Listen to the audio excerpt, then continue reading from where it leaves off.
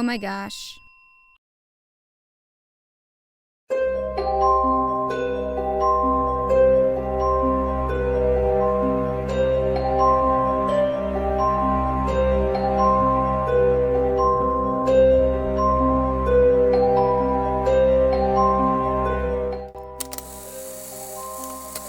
Hey everybody, this is Avid Movie Fans, and we are doing a joint review on the last voyage of Demeter. Demeter? Yes. Wanted to make sure I said that right. And to Yuck. James. I feel like you had it like blood out. I hate those things. No, but all right, so let's get right into it. This film is one chapter in the entire book of Bram Stoker's Dracula, chapter 7 specifically. And if I'm not mistaken, it's been a very long time since I read it, but I read it in high school, not because I had to, but because I was much more into reading back then than I am now. I wish that I had more time for reading, but I don't. Anyway, and if I remember correctly, chapter 7 is just a couple of news clippings that talk about the last voyage of the Demeter. Um, and So they took a lot of liberties, as one tends to do when they are taking one chapter and making it a full film, kind of like the Battle of the Five Armies in the Hobbit movie. But then again, they took one book and turned it into a trilogy, but that's capitalism for you. And they did the same thing. They did the same thing with this movie, and it is literally so they took a lot of liberties with it, and it's basically, y'all probably know the story of Dracula, and this is how Dracula gets from his native homeland to London. And other than that, I think that's pretty much the only. That's the main premise. That's the main premise of the film, yeah. And like I said, a lot of liberties were taken. There were characters that were not in any sort of the source material. Um, my major qualm with this film, I will start off by saying I actually enjoyed this film, but my main qualm with this film was that they took this ancient, intelligent lover of a character and turned him into your regular run-of-the-mill creature feature, which really kind of upset me. Like, I don't want to give too much away about the movie, but most of Dracula's lines in this movie are him just rather unintelligently repeating what somebody else said before him. So that kind of irked me. And then also, like I said, they took a lot of liberties, so they created characters that were not, if I remember correctly, in the source material, and set it up for a sequel, and nothing from that one chapter bleeds over into the rest of the book. So that was a major qualm that I had with it as well. Special effects were pretty good, I thought. Um, Story was okay if you just delete that one aspect of the fact that Dracula is not just a creature. He's an actual intelligent being who's been cursed to be a vampire for all time because of his curse against God. What else? Yeah. Yeah, yeah. What do you Well, think? I can go for a little bit if you want. Yeah. Because I remember I told you I watched it twice, almost back to back, but so much has happened since I watched it. So if you want to take over, maybe you'll remind me of something that I want to Yeah. say. So I have to agree with James. I've never I'm a big vampire fan in general. I love vampire movies a lot. Um, Part of the reason I really love vampires in general on film is they are intelligent. They're very human, Mhm. and there's a lot of like, you know, emotional, intelligent parts about them, which can make them a lot more frightening villains for sure. Yeah. Um, so I hate horror movies in general that make vampires seem stupid or like a zombie. Mhm. And I do have to say, I don't hate this film, but I do have to say one of the things I didn't like about it was he was definitely treated like a creature. Also, the people that he turned were definitely just zombies. 100% just zombies Mhm. that burned in the sunlight, but they were zombies. Right. I do really love the scenes where they do show that the zombie like vampires, sorry, vampires that are like zombies Mhm. burn. When they show those scenes, the scenes are really well done. I like that. I did like the CGI a lot. I was a little disappointed that the crew on the ship were too stupid to realize, like, why don't we try to get them all out into the sunlight? Like, I don't know. I feel like they didn't really, they weren't very intelligent. And I think that kind of annoyed me a little bit too. Like they were intelligent to an extent, but not I mean, not in a survival way and at all. the source material, one of the major departures from the source material is Bram Stoker. There was vampire lore before this book that was written in the 1800s, the late 1800s. There was vampire lore.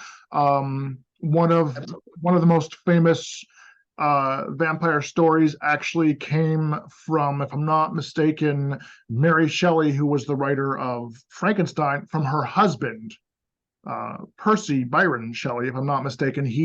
Wrote he wrote some vampire lore. So it had been out there, and also you can dig up graves, and they have dug up graves from the past With that were stakes, stakes through the heart. They were chained down, so there was lore. heads chopped off.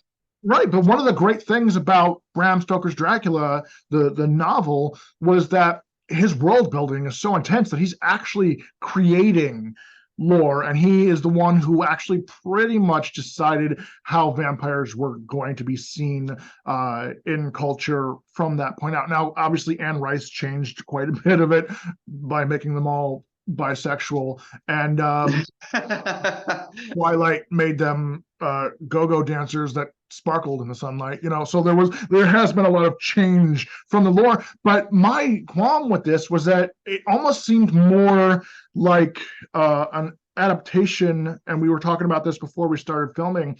It seemed more like an adaptation of um, Nosferatu, because he's Count Orloff is much more of a creature in that version of the stolen, very heavily plagiarized film of Dracula. So we have had some good interpretations and some good adaptions of the source material with Bram Stoker's story. I think, and there are a lot of issues that I have with this film, but the Bram Stoker Dracula film that came out, that was directed by Francis Ford Coppola in the 90s with I'm only going to say That's Dracula. that Dracula. And then also there was My a opinion. there was a there was a Netflix series that also took a lot of liberties with the source material, but his version of Dracula comes second on my list of good versions of Dracula.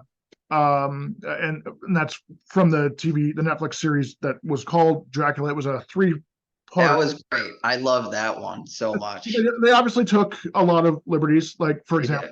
example, in the original source material, Anthony Hopkins' version of Van Helsing was a lot closer to, they gender swapped her, which I'm not opposed to doing in films, but they made her not a professor but a nun who's having a crisis. But let's get back to the last voyage of the Demeter. Yeah. So one thing I want to just say Mhm. that really annoyed me for like the first half of the film Mhm. was Dracula looked like Gollum. A little bit, yeah. And not until later on did you see like the real close up of its face, and And he then was you're still like, a okay, creature, not Gollum, right? I but mean, like, he was still a creature at the end of the film when he's, for some reason, nobody had a qualm with this creature wearing a hat and a trench coat inside of a bar. Um, yeah, but he was still very much a creature. And one of the major issues that I had was they weren't adverse to doing a stowaway story because, not to give too much away, but one of the characters is a stowaway. We could have easily made the Dracula character another stowaway character, and he could have been an intelligent, thinking, contributing character to the entire storyline, and not, like you said, I would say he didn't just look like Gollum. He looked like if Gollum and a gargoyle had a love child, and this thing eked out, because it had wings and it flew, and yes, there is oh, I did enjoy that it flew. yeah. That Well, he flew and he had wings. I enjoyed that a lot. That scene was cool. There were a lot of cool looking scenes, I will say, in yes, this film. agree. And that made me happy because I love cool looking vampire things for sure. I do agree with you to an extent that it would be really nice for him to be an emotionally intelligent creature that Yeah. we know vampires are in a lot of films.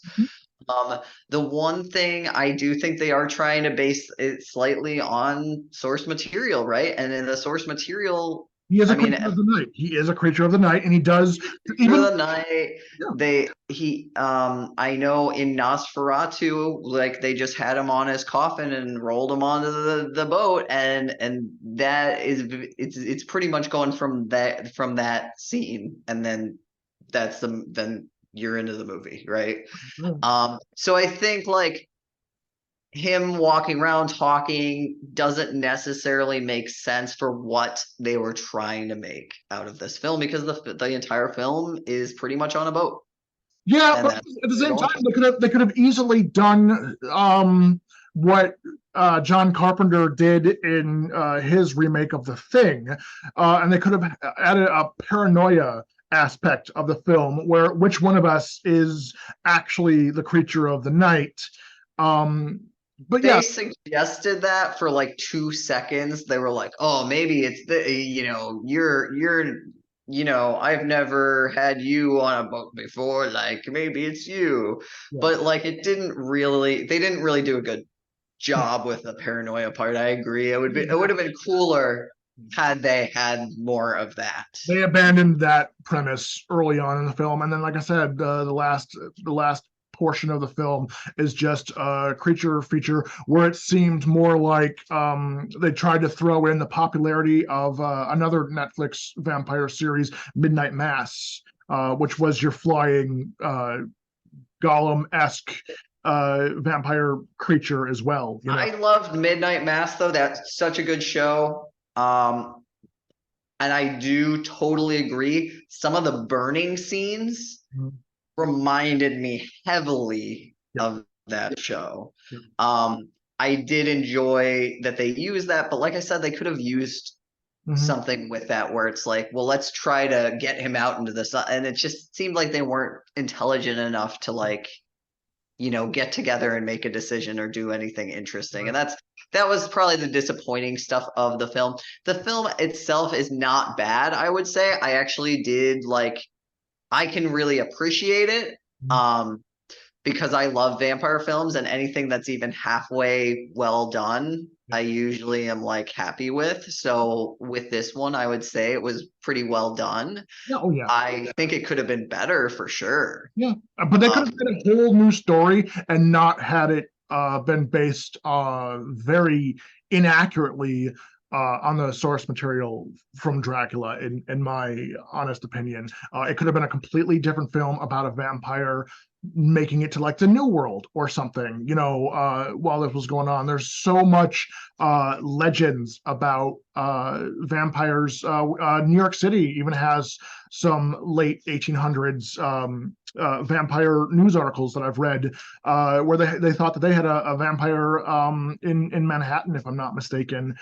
So they could have had that, but could have been the start of this, or the end of the story. But again, and I said this a little bit earlier, they set this movie up for a sequel, and I just know that if they do a Last Voyage of the Demeter 2, it will completely abandon the source material, because there's no more. I don't think they're going to do a sequel for sure. I got the sense that they were just trying to refer to, Dracula on some levels, but then they did this weird twist at the end, and I'm like, okay.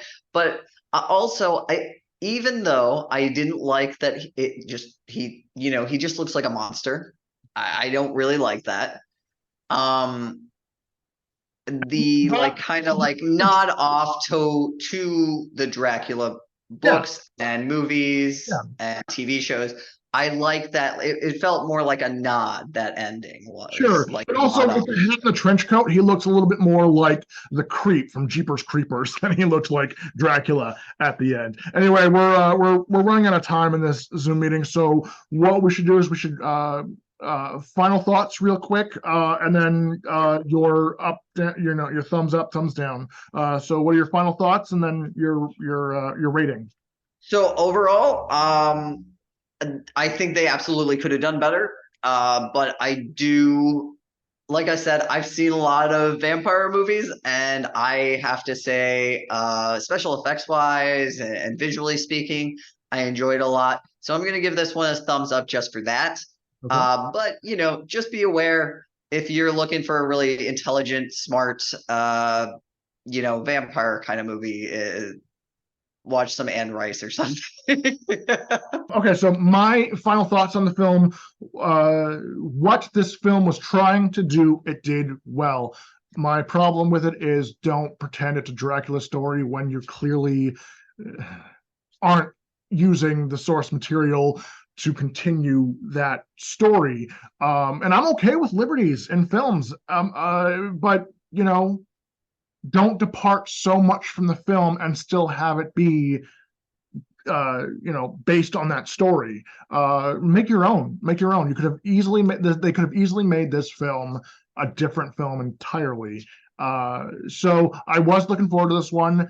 For what it is, a creature feature, it's good. It's good. So I'm also going to give it a thumbs up.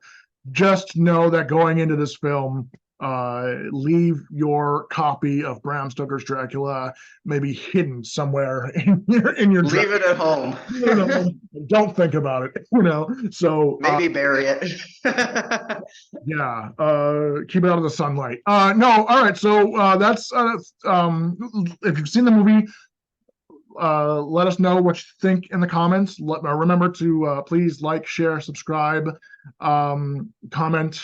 We love comments. Other than If that, you have any other vampire movies you want us to watch, let us know. yeah, and maybe some review. We might have seen it, but you and I watched another very loosely based Dracula adaptation, and the name escapes me at the moment, but it was the one with oh my god, I can't even think of the actor's name from Jeepers Creepers, the first one.